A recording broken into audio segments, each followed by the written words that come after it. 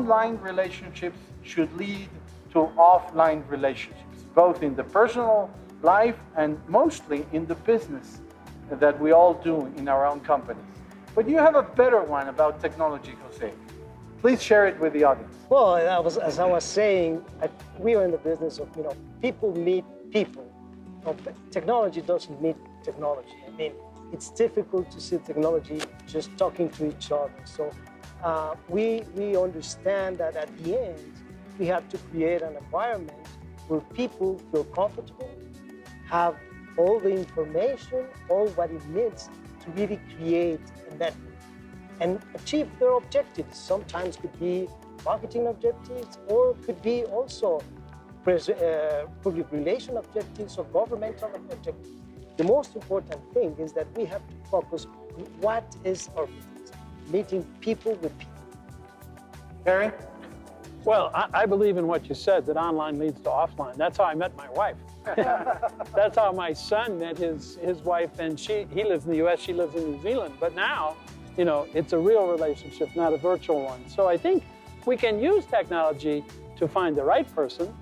I mean, it's hard in a trade show, 25,000 people. How do I find those people I want?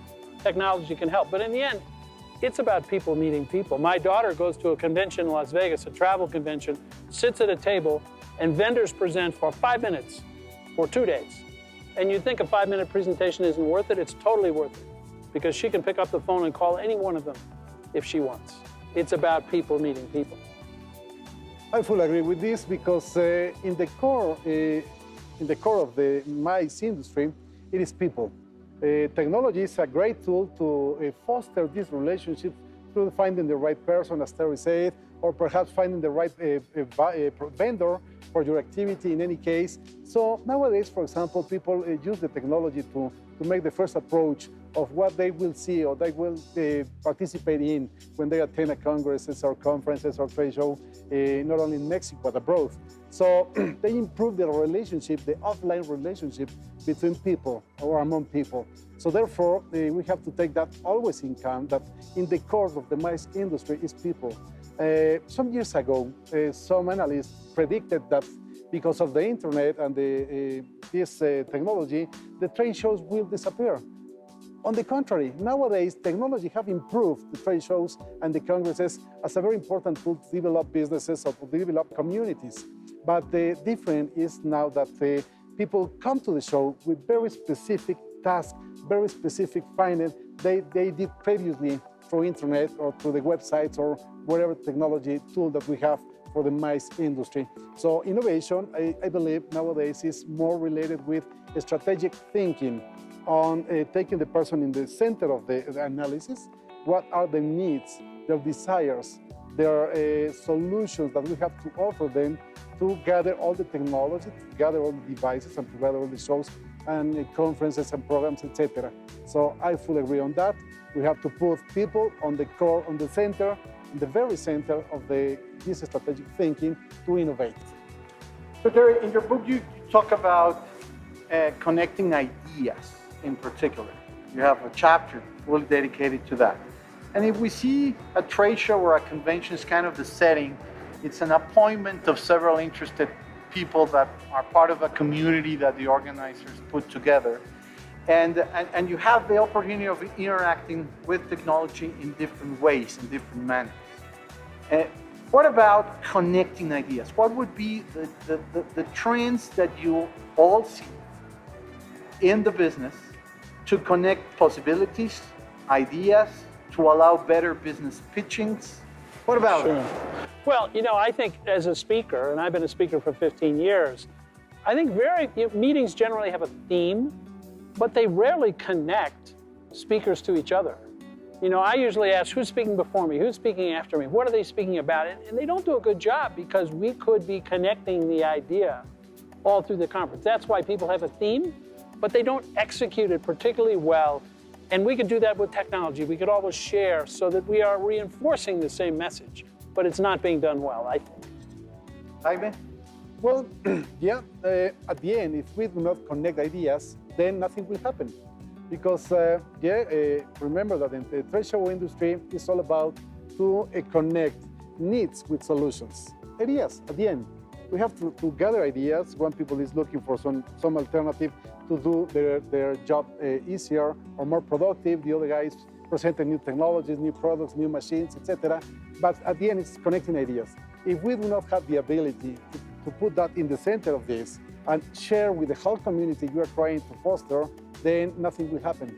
So I think that for the next future and in the long term, trade show organizers and the MICE industry organizers have to have this in mind. How we will connect ideas, how we will connect people, each other, to keep growing the community, and of course, to give in a path to develop their activities, businesses, culture, recreation, etc. Okay. Well, one thing that is very important, and Jaime mentioned already, it's that all what we do in trade shows, it's being through a transformation, because technology, it's bringing people together, and it's offering more information in every content. So we have to do the same at the show floor. It's very important that all the experience, it's different, because if not, we will stay old with the old model of having a speaker and then 200 people sitting and listening to that. And now we have Facebook and Twitter and all that brings you closer to the speaker. No, you can actually ask them things directly. Address your own problem. So what we're doing right now in our shows is reducing the distance between the expert and the people as listening to them. They're learning more, through perfect contact with this speaker, with this group of advisors that are presenting some certain topic. So that is working pretty good. We did it in our food show, and we had the chefs being 1 meter away of other chefs, and we're learning how to do things. Formerly, we used to have this big top chef, talking and doing all this performance, and everybody was sitting and saying, okay, this is the great guy. Now the great guy is really sitting just beside you and teaching. That is very valuable. And that with technology, it makes this very valuable experience that we're looking for. So we want people to come to the show and really go out and say, I learned a lot of stuff. I learned stuff that I can apply tomorrow in my business. So that's the idea. What I was hearing to you, I recall reading in your book that you have to organize to getting, the innovation flowing in your business. And it's a culture, it's a team, it's an atmosphere. Mm-hmm. And there's a saying in the MICE industry that says there are kind of two types of attendants: the passive attendant and the active attendant, to every single trade show or every single corporate event all over the world. With the passive one, you can put whatever opportunity you can put in front of him. It will be just a chance of bumping into it and maybe making a good use of it. But for the active participant, for the active attendant, all kinds of tools that will help that person to work the experience, to work the show, to work the crowd, to work the opportunities, that would be extremely valuable for them. But how about, instead of just allowing them to find information through technology, what about allowing them to raise the proper questions using the technology? You've mentioned in other spaces the difference between technology using words rather than technology using questions, numbers, sentences, and other elements to put the right information. You just brought it up, reducing the distance between the speaker and the audience, and letting people participate interactively, I think is terribly important. And we also have to realize that people today snack on information. They don't eat a whole meal. You look online, articles are this long. So one of the things I do, for example, in my speech, as you know, I have 300 images in 1 hour. Why do I do that? Because 2 of them will respond to somebody. I give enough data that even the person leaning back will start to lean forward when they see the right thing. So we have to give them lots of opportunities today, because we're competing against so many other technologies. Trade shows are only one way they get information. And we have to, as you say, allow them to interact all the time. And you can draw people out online who would never raise their hand. Right. because of the way they are. They're Maybe a little afraid. shy, maybe a Yeah. little too prudent, or whatever. Exactly. Yeah.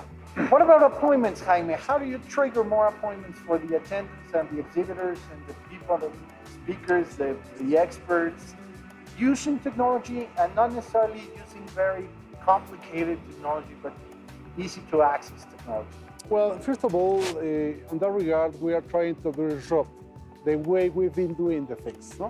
Otherwise, we cannot expect different outcome with the same activity that we have been doing for several years. So we have to disrupt them, no? For a start. To start thinking of the needs of the people that we are inviting to be part of the trade show industry or the trade show that we organize.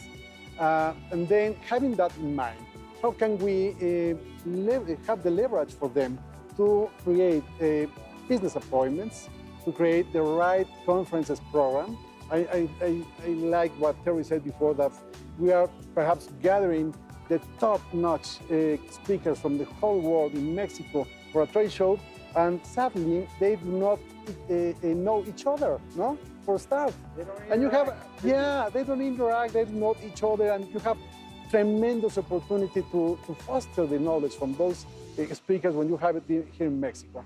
So yeah, disruption will be the main activity or the first activity, and then having in mind what their needs of the attendance, the audience that we have in the trade show, will be the driver to try to develop a hosted buyers program or specialized buyers program, or whatever kind of programs that we can develop.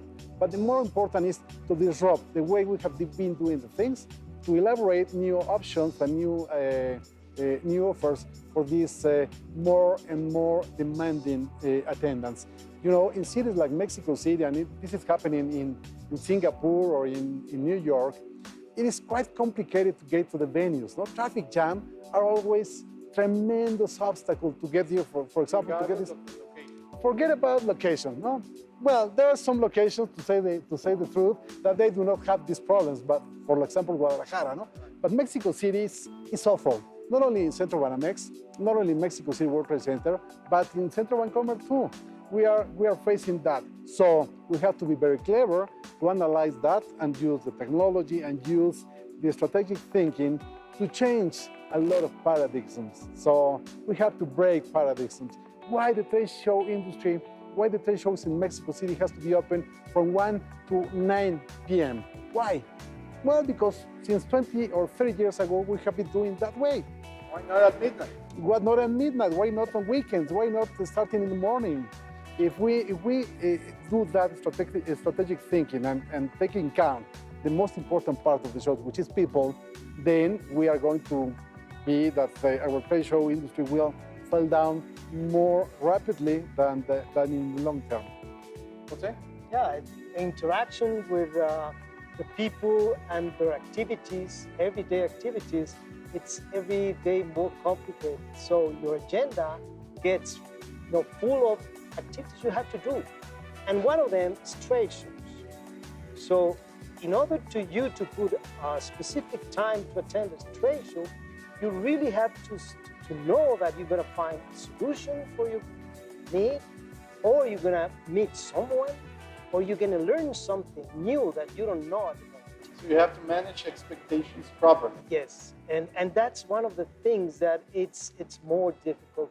Trade show will tend to reduce the number of attendees if the organizer do not commit to content. That's why we say content is king.